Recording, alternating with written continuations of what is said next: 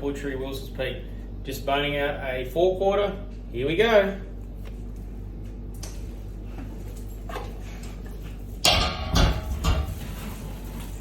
We start off with taking the back cut off the brisket.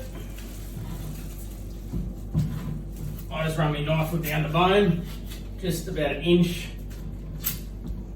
Come back over. I then run down the backbone, not going in too deep, because you've got your scotch fillet and your top side. Run all the way down on a 45-degree angle, all the way down to the spine. And then I go down to the neck bone and work down every vertebrae. Just make it easier to bone out.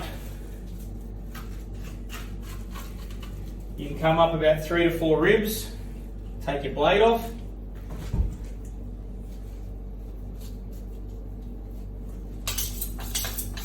Give the knife a little rub. Righto, so I've just cut the blade just to the top there. Come down and mark the back of the blade, not going into too deep into your brisket. And you want to mark the long bone up the top there where your blade is. Come right on top of it. And your other bit there's your chuck. So you come across, going nice and deep onto the bone, and then just run down along the back of the fat. And that's your blade off. Guys, I bone the blade out on the rail. So you go underneath the, I guess it's your elbow.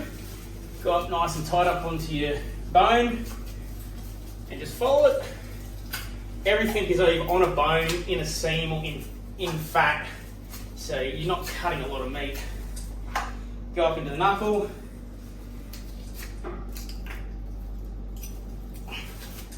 That's your blade off. Boulder blade, your wire bone. That's him. That's your forequarter shin. You can either Ossobuco, beef shank, we call them a Thor hammer, or we sometimes bone them out on the rail. Yeah, so if you bone them out, you can put it into like your stewing, your gravy beef, your dice. Yeah, you just cut right in on the bone and just follow them around. So there's no real art to it. Just obviously you try to take off as much meat off the bone as you can. So just follow it right around. I try to keep it all together, so at least then I can go hang it in another cold room on one big hook, and then trim up the cartilage and anything that can make it a bit chewy or tough. Probably is still going to be a bit of meat on the bone. I'll trim it up on the bench a bit later, but just going to keep going today. Got a fair few to go through, so that's that. We're going to rip the brisket off. So go down the backbone. I'd like to try to keep everything pretty square. So I work on your briskets about there. You want some beef ribs, that's your rib fillet, or scotch fillet. So I go straight down, mark it, get your boning hook, stay on the bone. I've got a bit of pressure with my boning hook and just work it all the way, let gravity help you.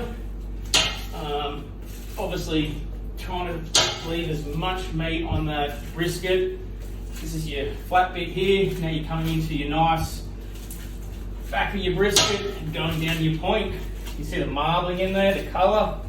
The fat just looks terrific. Pretty big bodies, like you're looking at 80 kilo on quarters. Keep working your way down your brisket. Keep as much on as you can.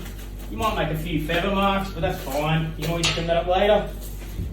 Put your boning hook in nice and tight like I just did, give you a fair hit. Work your way under, and then cut down along your chuck. That's your brisket. Obviously it's going to need trimming up, but that's a fair lump of piece of meat. Righto guys, we're about to take the chuck off. I take it off the bone.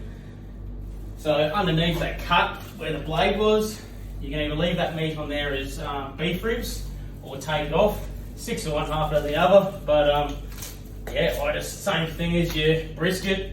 Just follow your bone as tight as you can. I sort of work on a 35% angle, and use your boning hook to pull down and just work yourself along.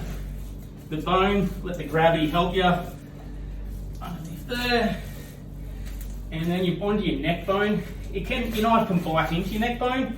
That's alright, you just keep working your way along. I don't mind leaving a bit of meat on the neck bone. Like a lot of people like soup bones and makes a good broth.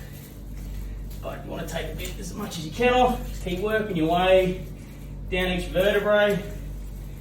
Then you use your bone hook to pick it up, otherwise it'll fall on the ground. And then you just take off that last bit of neck.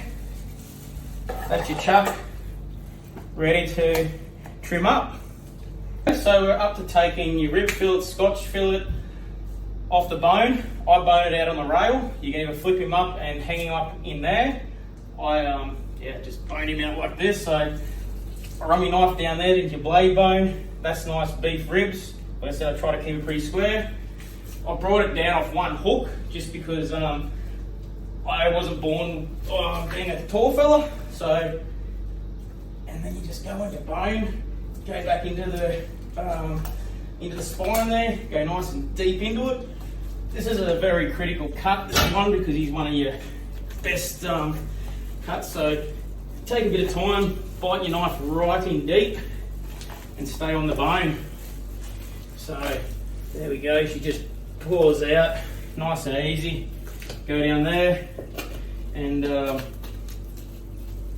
that's your Scotch rib fillet off the bone. So ready to trim up, pull him off there, hook the table a bit later and ready to rock and roll. Guys, this is your beef ribs, ready to go on the bandsaw. That's your forequarter boned out. Everything now is bandsaw. We'll trim that up on the bench later. That's your intercostals, pretty good on a grill. We'll just go on the sausage and mince, soup bones. That's how I bone a forequarter out. Thanks guys.